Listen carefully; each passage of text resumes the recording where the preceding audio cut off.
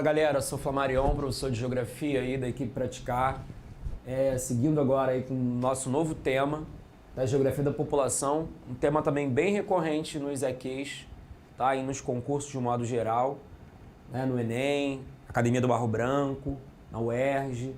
Tá? Esse tema aqui é praticamente cabeça de todo o concurso que a gente está trabalhando.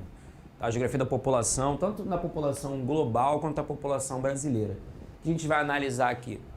Comportamento da população quanto à concentração, a distribuição, a terminologia país populoso, país povoado, analisar a estrutura etária da população por ocupação, por setor de atividade, e vai começar a analisar os indicadores sociodemográficos. Existem vários indicadores. Primeiro a gente vai trabalhar a taxa de natalidade, a mortalidade infantil e o crescimento vegetativo, certo? O primeiro conceito que eu vou trabalhar é o conceito de áreas ecumênicas. O que é uma área? Áreas ecumênicas. Só para deixar bem claro, vindo aqui para dar uma chegada no nosso mapa político do mundo,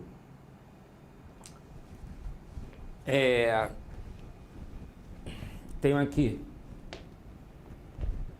o mapa político do mundo e a distribuição dos países por continentes. Esse mapa aqui, antes de tudo, ele não avalia quantidade de população, ele só trabalha a posição dos territórios, né, dos estados nacionais e as suas fronteiras políticas. Tá? Quando a gente vai analisar a área ecumênica, a gente vai analisar a concentração e dispersão populacional. O conceito área ecumênica, voltando lá para o quadro, está associado a áreas de grande concentração populacional.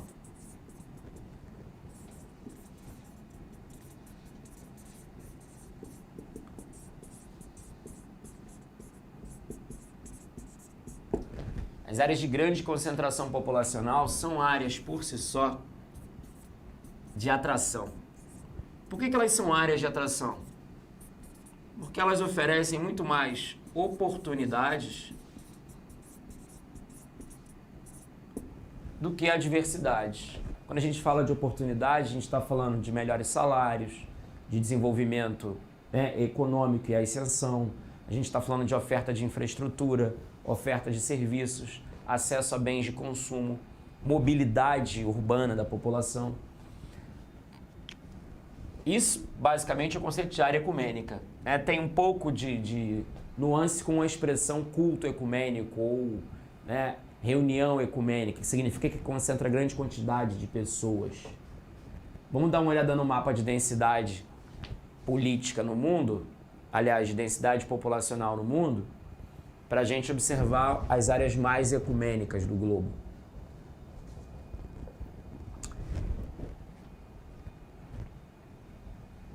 Aqui, densidade demográfica no mundo é um conceito muito atrelado a áreas ecumênicas, que eu vou trabalhar daqui a pouco. Nesse nosso mapa aqui, em vermelho, são as áreas de maior concentração populacional. Ou seja, quanto mais o mapa tende a pontos vermelhos, maior a concentração populacional. Diz na legenda aqui, habitantes por quilômetro quadrado. Tudo que está em vermelho no mapa aponta para mais de 100 habitantes por quilômetro quadrado. E tudo que está tendendo as cores, né, a tonalidade, a matiz tonal mais amarelada, significa áreas com menor concentração populacional.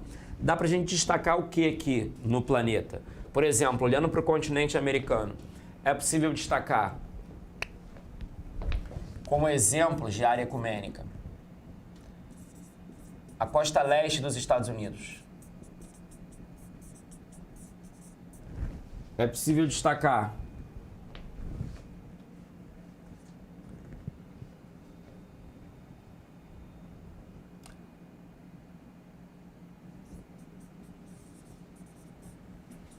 o litoral brasileiro, mais especificamente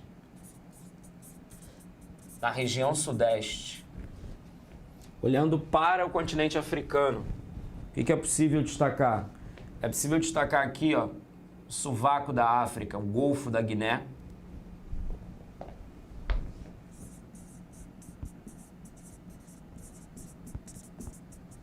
É possível destacar também aqui, ó, no extremo norte da África, a região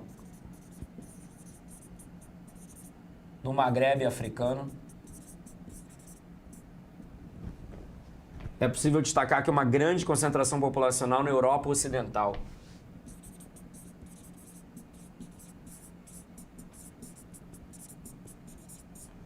Em especial a partir do norte da Itália, França, Alemanha, Holanda e a Grã-Bretanha, né, que forma a região que a gente chama de Banana Blue, que é a maior concentração populacional europeia.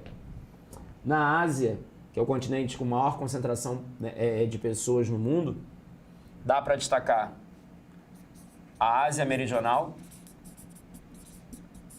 ou seja, meridional você já aprendeu que é sul, o sul do continente asiático, que abrange territórios como Índia, Paquistão, Sri Lanka, o Bangladesh e a maior concentração populacional do globo, que seria o extremo leste da Ásia, abrangendo aí, né, a porção centro-oriental da China, abrangendo aí a Península da Coreia e o arquipélago japonês, ou seja, o leste da Ásia, o leste asiático. Professor, você pontuou vários exemplos aqui de grandes áreas ecumênicas, de grandes concentrações populacionais. Tem como pontuar aqui as maiores dentre os exemplos que você deu? Sem dúvida. O leste asiático é a maior concentração populacional hoje, além da Europa Ocidental e da costa leste dos Estados Unidos. Tá? Essas são as 3 áreas mais ecumênicas do globo. Perfeito? Agora a gente vai trabalhar o contrário, o conceito de área anecumênica, ou áreas anecumênicas. Se uma área ecumênica é uma área de grande concentração populacional, as áreas anecumênicas, justamente ao contrário, são áreas de dispersão. Essas áreas de dispersão, ou de fluxo de saída de população, ou de não penetração, estão justamente ligados ao quê? A ideia de que nessas áreas pairam muito mais adversidades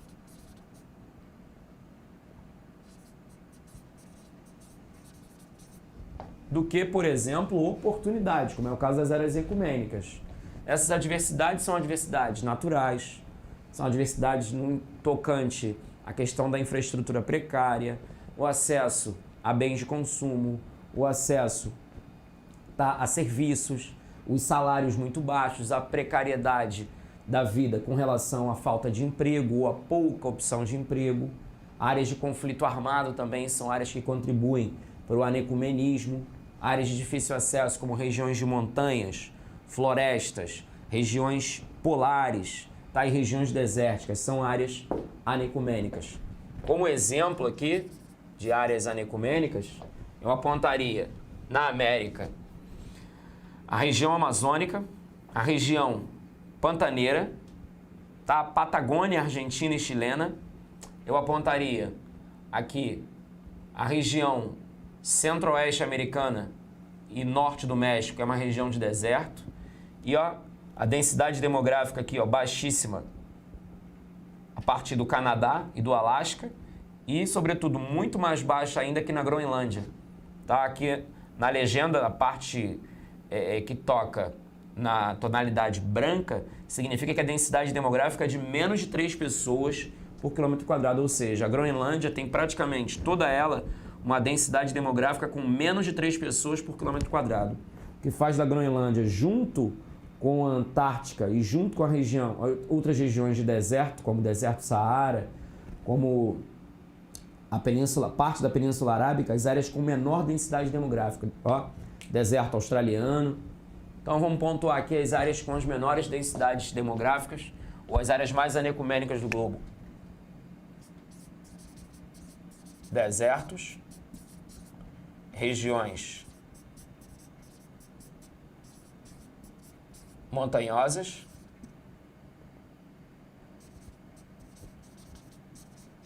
áreas polares e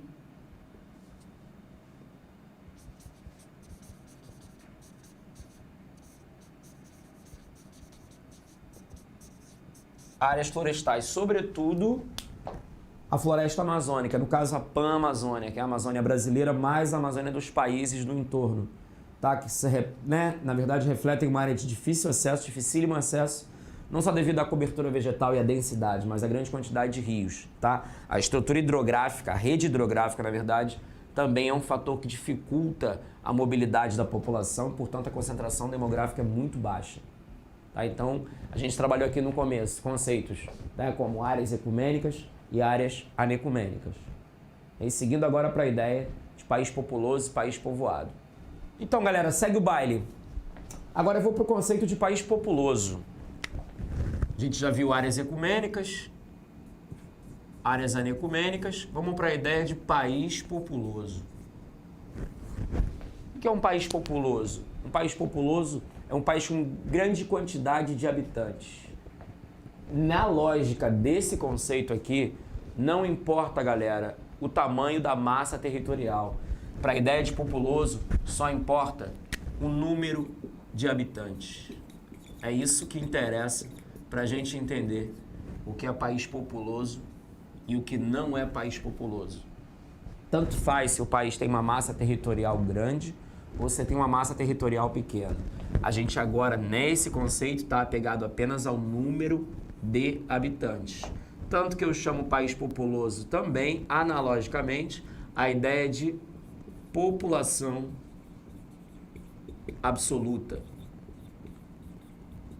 Tá? Tem o mesmo efeito falar país populoso ou população absoluta. Por que absoluta? Porque eu só levo em conta o número de habitantes.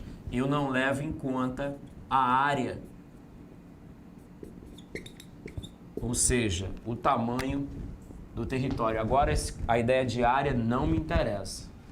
E a partir de quanto eu posso estabelecer, de que número eu posso quantificar que um país é populoso? Eu posso quantificar a partir, os demógrafos falam aí em 100 milhões de habitantes. Ou seja, os países a partir de 100 milhões de habitantes são considerados países muito populosos ou países bastante populosos. Em primeiro lugar, aí, sem dúvida, tá? Eu tenho a China na lista dos países mais populosos do mundo. Em segundo, eu tenho a Índia. Em terceiro, os Estados Unidos. Em quarto, a Indonésia. Em quinto, um detalhe novo, o Paquistão. E em sexto, o Brasil. Tá, até o ano passado, até meados do ano passado, nós tínhamos o Brasil como o quinto país mais populoso do mundo. Uma população absoluta de aproximadamente 210 milhões de habitantes.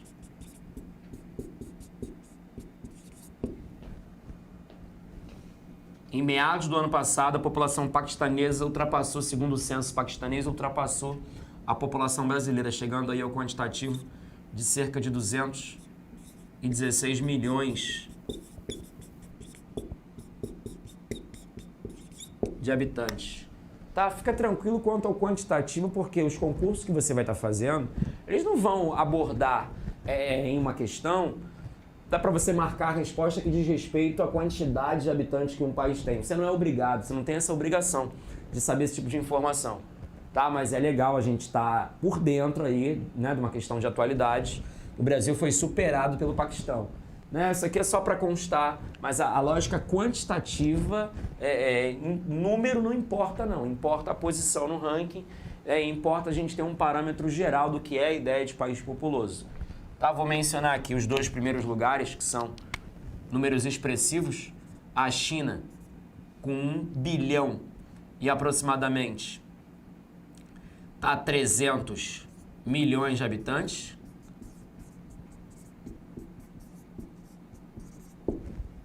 E a Índia com cerca de 1 bilhão e 100 milhões de habitantes. São de longe os dois países mais populosos do mundo, tá? China e Índia. Essa ideia de país populoso no caso, as superpopulações chinesa e indiana, tem muito a ver, tá? Tem tudo a ver, não com a dimensão territorial, mas com a desigualdade social extrema dentro desses territórios aí, né? Bem como o acesso à infraestrutura, o acesso aos serviços, a necessidade também de ter formado famílias prolíficas, né? Dentro de um contexto histórico, para poder manter o trabalho braçal em umas áreas que eram agrícolas, quando esses países eram predominantemente rurais. Nas áreas rurais há uma necessidade absurda. Quando a gente trabalhar Brasil vai mencionar um pouco mais sobre isso. Uma necessidade absurda de mão de obra, de força de trabalho para a agricultura familiar. Tá? Então, destaque aqui é China e Índia. Então, mencionei aqui a lógica do que são países populosos. Países com um quantitativo de habitantes muito grande, não importando a área, ou seja, a dimensão territorial do país. Beleza? Agora eu vou para o conceito de país povoado. Então, simbora, galera. Meu conceito agora é de país povoado. A gente já viu o que é país populoso, agora a gente vai para a ideia do que é país povoado. O que é um país povoado? Agora eu vou mensurar a relação entre o número de habitantes, ou seja, a população total do país, e o tamanho do território. A ideia de país povoado, ela coaduna, ela é análoga à ideia de população relativa. Justamente por quê? Porque relativiza o número de habitantes pelo tamanho do território, ou seja, pela área em quilômetros quadrados, produzindo então a ideia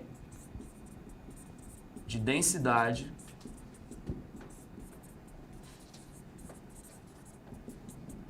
demográfica. O que é densidade demográfica, então? É o número de habitantes, é o tamanho, é o número de habitantes, é a população dividida pela área, pela dimensão do território em quilômetros quadrados. Densidade demográfica significa o quão a população é concentrada ou, na verdade, desconcentrada ou distribuída. Dá uma chegada no mapa de densidade demográfica no mundo, que é o próximo, fazendo um favor. A gente vai novamente apelar para o mesmo mapa que a gente já deu uma observada para o conceito de área ecumênica, anecumênica, por isso que eu fiz questão de mencionar esse conceito antes, para a gente entender a lógica da densidade demográfica, a concentração populacional. Naquele primeiro momento, quando eu falei das áreas ecumênicas, as áreas ecumênicas no globo são as áreas com maior densidade demográfica, com maior concentração populacional.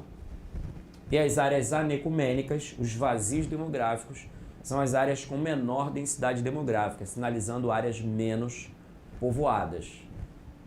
Esse conceito, voltando aqui para o quadro, esse conceito de populoso e povoado, ele não anda junto, tá? Eu posso ter um país que é populoso e povoado. Eu posso ter um país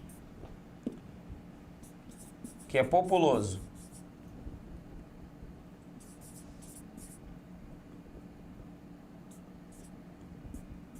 mas pouco povoado, ou seja, população mal distribuída. Eu tenho um país, posso ter um país que é pouco populoso e pouco povoado. E também posso ter um país que é pouco populoso, porém é um país povoado. Tem como exemplos aqui de país populoso e ao mesmo tempo povoado. Caso o arquipélago japonês, o Japão. Por quê? Porque o Japão é um território que tem aproximadamente 165 milhões de habitantes e o arquipélago japonês é densamente povoado. Vou fazer um mapinha rápido aqui, que seria o arquipélago japonês. Tá? Supondo que isso aqui seja o Japão, a população japonesa é grande, ou seja, o Japão é populoso, e aqui dentro desse território tem uma massa populacional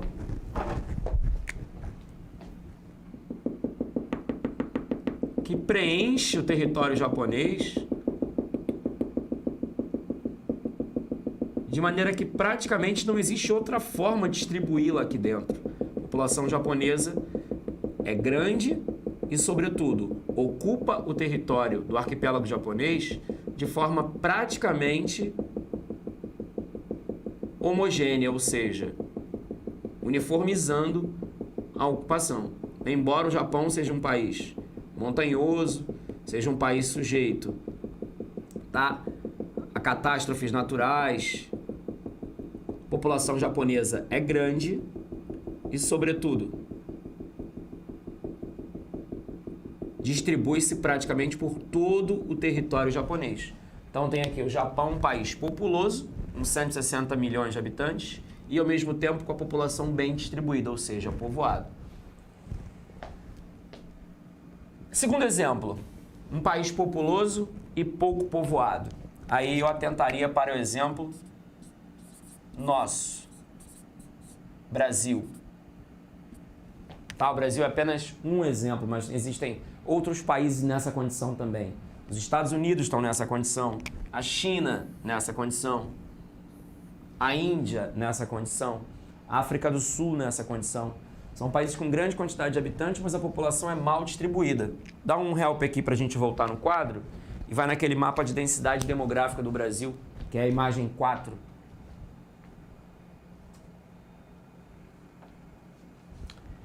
Essa imagem 4, a gente vai estar olhando aqui densidade demográfica da população brasileira, ou seja, uma imagem de satélite, uma imagem noturna do território brasileiro e parte da América do Sul, onde os pontos amarelos aqui representam luminosidade. Essa luminosidade tem a ver com concentração populacional nas cidades. As manchas amareladas no mapa do território brasileiro, elas estão, sobretudo, na área litorânea, mais especificamente no eixo Rio de Janeiro-São Paulo. Quanto mais pontos amarelos, mais concentração populacional. Quanto menos pontos amarelos e mais escuro é o mapa, isso indica que a densidade demográfica é cada vez menor, ou seja, a densidade demográfica em território brasileiro, ela aumenta no sentido oeste-leste, essa área muito mais densamente povoada, e ela diminui no sentido leste-oeste, ou seja, o Brasil é um país populoso porque tem cerca de 210 milhões de habitantes. Ao mesmo tempo, o Brasil é um país pouco povoado porque sua população está demasiadamente concentrada no litoral. Eu diria que hoje aproximadamente 85% da população brasileira concentra-se na faixa litorânea e a maior parte dela, sobretudo, no eixo Rio-São Paulo. Tá, voltando ali para o quadro, a gente vem com outro exemplo agora, que é a ideia de país pouco populoso e pouco povoado. É um país com a população pequena e mal distribuída. Tá, eu daria aqui como exemplo, meu grande exemplo aqui, são os nossos irmãos argentinos. A Argentina é um país pouco populoso e um país também pouco povoado, ou seja, com população pequena e mal distribuída. Não só a Argentina, mas a Austrália também é um país pouco populoso e pouco povoado. O Canadá também entra nessa circunstância. A Argentina tem cerca, tá, aí de 43 milhões de habitantes, uma população argentina demasiadamente concentrada na região da Grande Buenos Aires.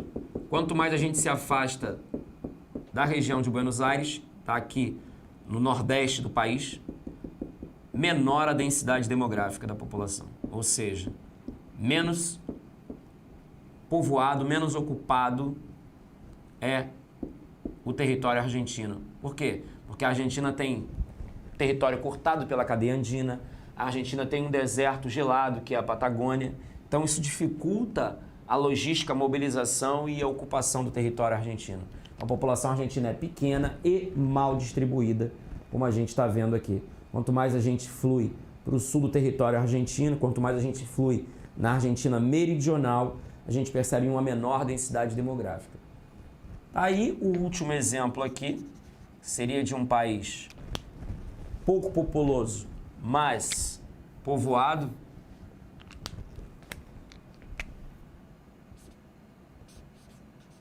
Eu colocaria aqui como exemplo a Holanda. Mas também pairam outros exemplos, como por exemplo o Principado de Mônaco, Liechtenstein, San Marino. O território, por exemplo, sul-coreano. Eu escolhi a Holanda porque a Holanda é um país pequeno e os países menores, em termos de dimensão geográfica, são mais fáceis de serem ocupados. É muito mais fácil você ocupar, muito mais fácil você preencher, tá, um saco de lixo do que preencher, por exemplo, uma sala inteira. Ou é mais fácil você preencher uma caixa de sapato do que preencher uma caixa de geladeira. Então a Holanda é um país pouco populoso, a população pequena e uma população bem distribuída para o território holandês. Aqui, simulacro do território holandês.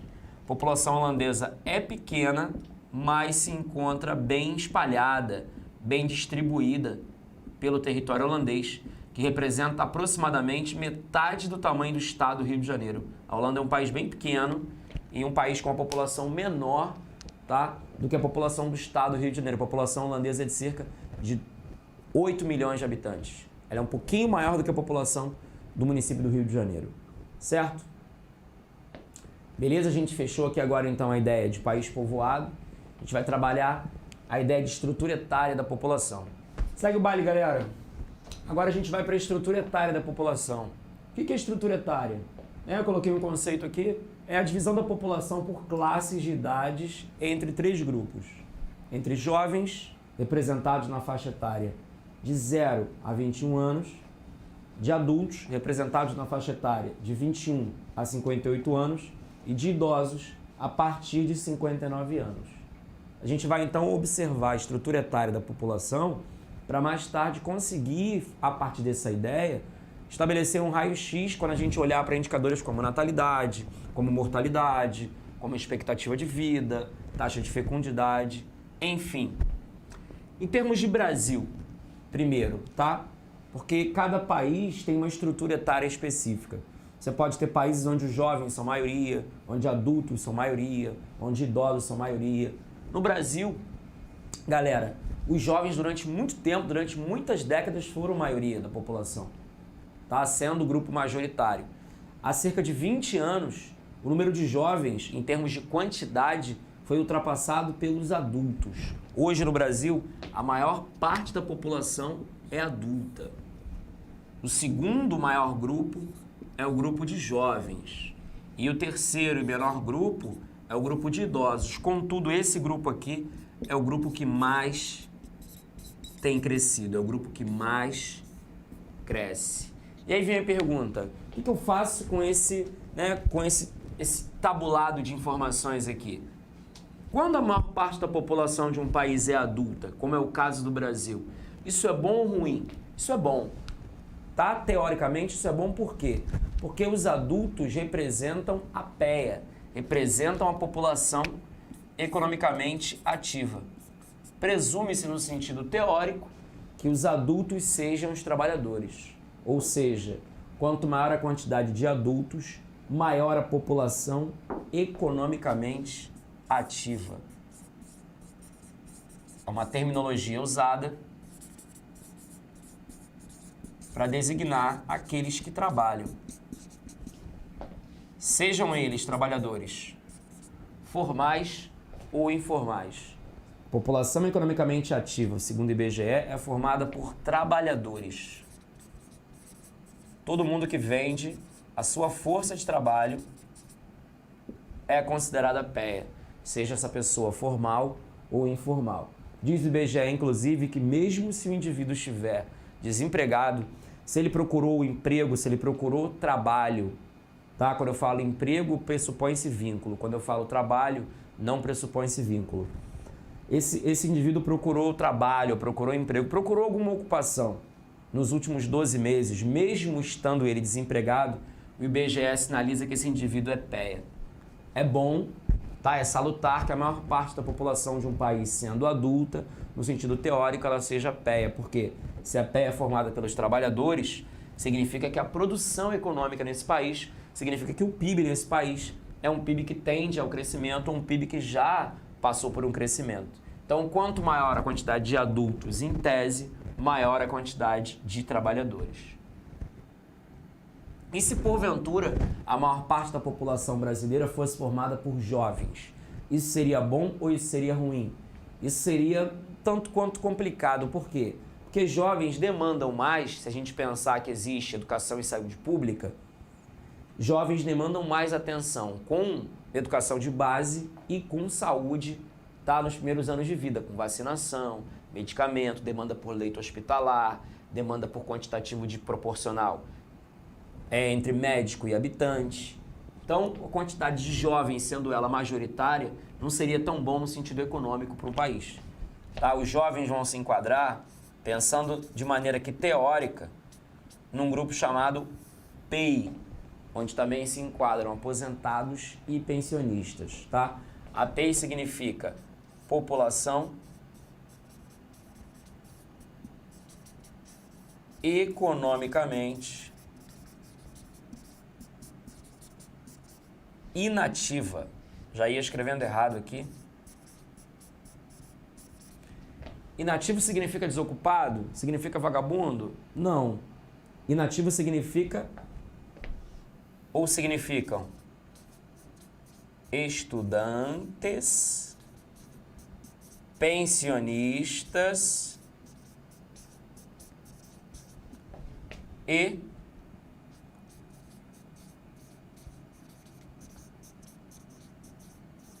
aposentados.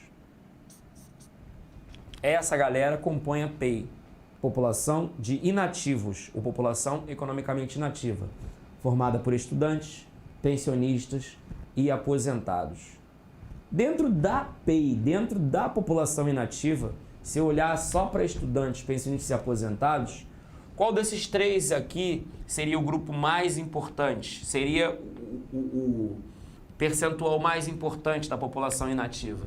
Eu destacaria os estudantes, porque também no sentido teórico, os estudantes de hoje serão os trabalhadores de amanhã. Tá? Se essa PEI é mais carregada de pensionistas e ou aposentados, isso significa que esse país aqui tem uma população teoricamente idosa maior. Isso representa mais gastos previdenciários, um maior quantitativo de despesa, um maior ônus previdenciário e um maior ônus também, se saúde pública, se houver saúde pública, no sistema de saúde público, se ele é público, gratuito e universal. Tá? Então, dentro da PEI, o número de estudantes, no sentido teórico, é preferencialmente que seja maior. Pô, mas e aí o caso do camarada aqui, ele trabalha, mas ele também estuda. Onde é que ele se enquadra? Ou o camarada é aposentado e trabalhador, para completar a renda, onde ele se enquadra? Não há problema, candidato, tá? Dele ser PEA e ser PEI. Se o cara trabalha e é pensionista, ele é PEA e PEI. Se ele é estudante e trabalhador, ele é PEA e PEI. Não existe problema quanto a isso, tá? Ele pode transitar nos dois grupos. Mas e quem não é trabalhador, não é estudante, não é pensionista e não é aposentado? Onde é que essa pessoa se enquadra? Essa pessoa se enquadra num terceiro grupo chamado, vou fazer um destaquezinho aqui no canto, que é um grupo chamado EIR. Outros usam a sigla ENR, para Exército Industrial ou Exército Nacional de Reserva. Tá? Não é um exército propriamente dito, de força armada, mas é o percentual de trabalhadores que são desocupados. Então, Exército Industrial ou Exército Nacional de Reserva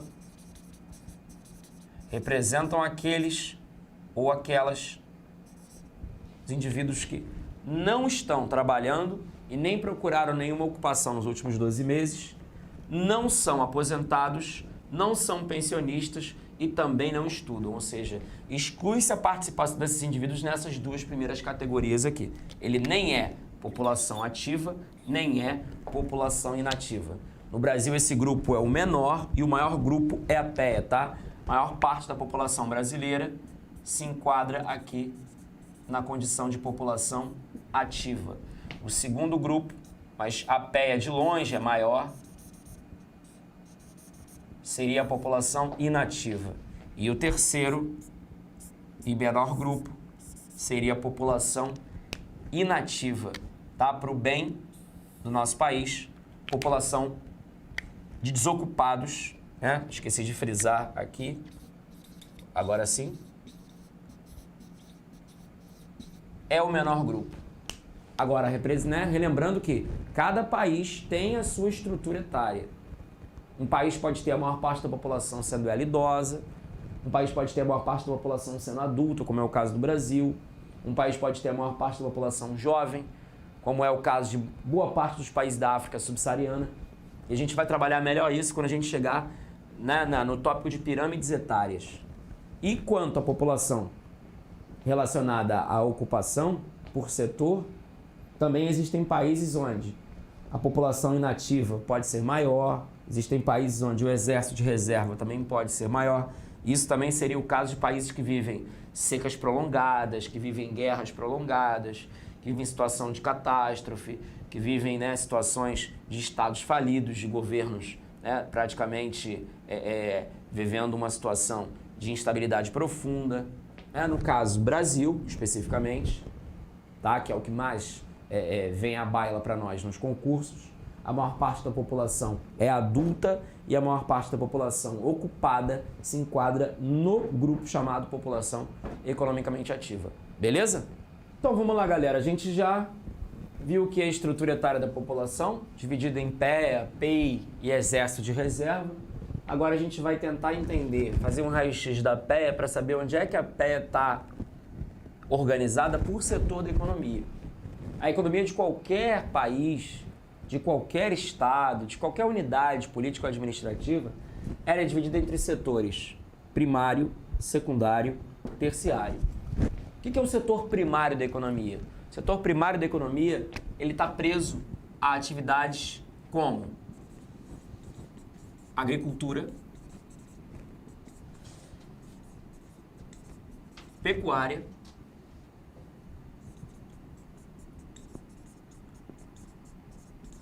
e extrativismo, seja ele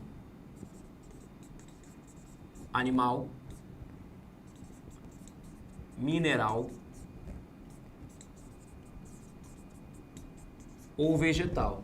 Extrativismo animal, tá? Seria a pesca ou a caça.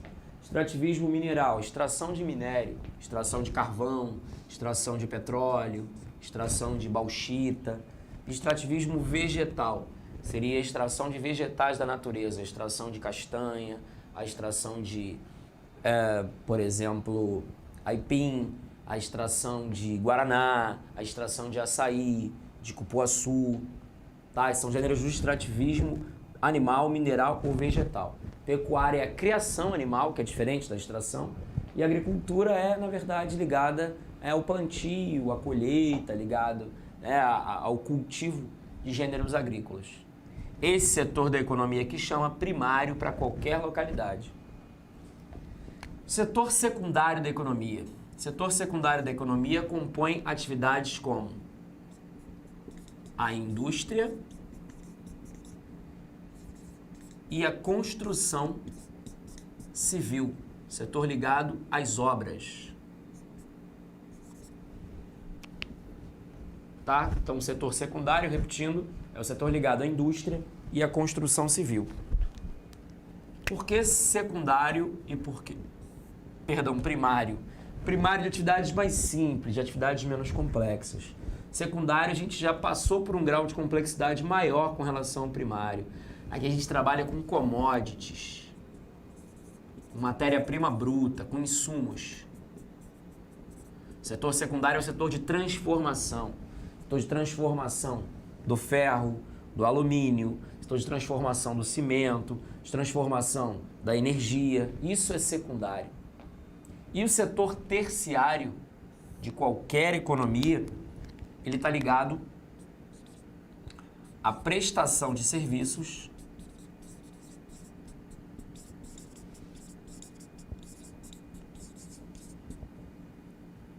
e ou atividades ligadas ao comércio.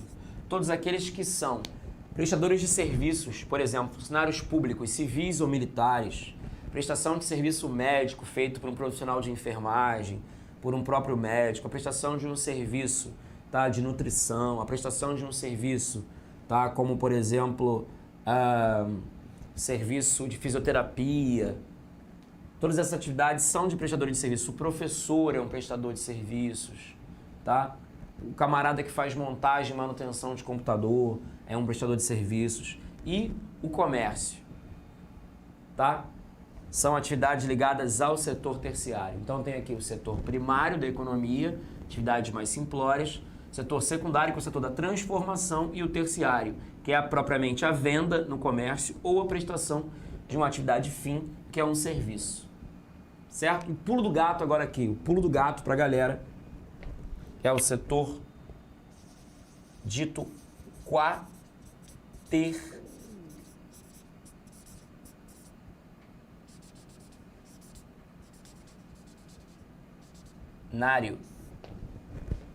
Certo? Você não ia ficar fora disso, não deixar você só com os 3 setores. Esse setor aqui é o setor mais novo, é o setor da economia mais contemporânea, ele data a partir da década de 70, da nossa atual revolução técnico-científica informacional. Esse setor quaternário abrange atividades ligadas à produção de tecnologia de ponta. Que tecnologias de ponta são essas? Robótica, mecatrônica, microinformática, a telemática,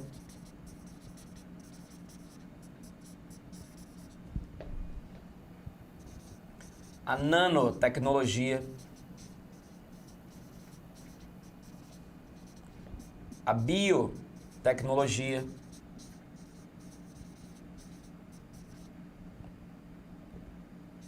ou seja, setores ligados à produção do conhecimento, a produção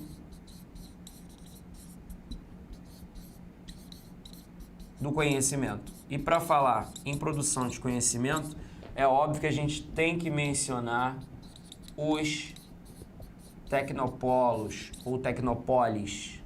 Que são os tecnopolos? São os locos, são as localidades onde essas atividades aqui são desenvolvidas. Os tecnopolos estão associados às universidades e aos seus centros de pesquisa e aos seus laboratórios no desenvolvimento dessas tecnologias. Muita gente confunde a palavra universidade com a palavra faculdade. Tá? Deixa eu fazer aqui, basicamente, uma diferença entre faculdade versus universidade. Para mostrar que os tecnopolos estão ligados às universidades e não às faculdades. Qual a diferença entre elas? É o tamanho? Qual a diferença entre elas? É a quantidade de alunos, determinado tipo de curso e a existência dele ou não? Não. É que a faculdade trabalha ensino. A universidade trabalha ensino, mas também trabalha pesquisa, trabalha extensão, trabalha inovação. E quando a gente fala de universidade, essa universidade tem graduação e pós-graduação. Tá? A faculdade é um âmbito mais restrito, onde apenas se reproduz um conhecimento. O locus de desenvolvimento, de produção, não de reprodução do conhecimento é a universidade. Por isso que um tecnopolo é o local de onde brotam as inovações tecnológicas, porque elas dependem não só de ensino, mas de pesquisa, extensão e inovação. E isso vem tanto na graduação quanto na pós-graduação. Então, os tecnopolos, repetindo, são as áreas onde o setor quaternário ganha motricidade, ganha, na verdade, movimento. Essas atividades aqui, esses ramos de atividade surgiram a partir da década de 70, como eu falei, né, no clarão da nossa atual revolução tecnológica, chamada, dita, ascensão ou revolução do meio técnico. Estou escrevendo de lado aqui para poder dar. Do meio técnico, científico, informacional. Meio técnico é o desenvolvimento tecnológico, científico é a ciência promovida na universidade, e informacional é porque dessa vez a serviço da ciência está a tecnologia e a informação. Será praticamente a primeira vez que, com impulso estatal, esses ramos aqui vão andar juntos, tá? Numa próxima aula, num próximo momento, a gente detalha mais os tecnopolos globais e os tecnopolos brasileiros. Acredito eu, quando a gente trabalhar o tópico urbanização, a gente venha mais aprofundadamente falar sobre os tecnopolos e também quando a gente falar sobre as revoluções industriais, certo? Então, galera, nosso momento chegou. Já falamos sobre população economicamente ativa, agora a gente vai dar uma olhada aqui nesse gráfico em pizza, que é com a fonte do IBGE, que é o gráfico da distribuição da população economicamente ativa em 2016, ou seja, a distribuição da população ocupada por setor da economia, já que você também já sabe quais são os setores da economia. Setor primário, secundário, terciário e quaternário, que nem está listado aqui. Tá? Então vamos dar uma olhada aqui, tentar entender esse gráfico em pizza que é bem tranquilo. Setor primário, verde, aqui sinalizado na legenda, 7% da população brasileira, ou seja, 7% dos trabalhadores ativos brasileiros atuam no setor primário da economia. Setor secundário, que está em azul, representa 28%, ou seja, 28% dos brasileiros, trabalhadores brasileiros ocupados atuam no setor secundário. Eu tenho aqui o segundo maior grupo ocupado atuando no setor da indústria e da construção civil. E como o nosso maior dado aqui, em tom alaranjado, o setor terciário, que representa o comércio e os serviços. A maior parte da população brasileira ocupada atua no setor terciário da economia, trabalhando no comércio e nos serviços, tá? Isso é uma realidade praticamente em todos os estados brasileiros e uma realidade em boa parte do mundo, exceto os países um grau de urbanização muito recente. Países muito urbanizados como é o Brasil, como por exemplo os Estados Unidos, como a Europa Ocidental, países como a China, tem a maior parte da população atuando no setor terciário. Beleza?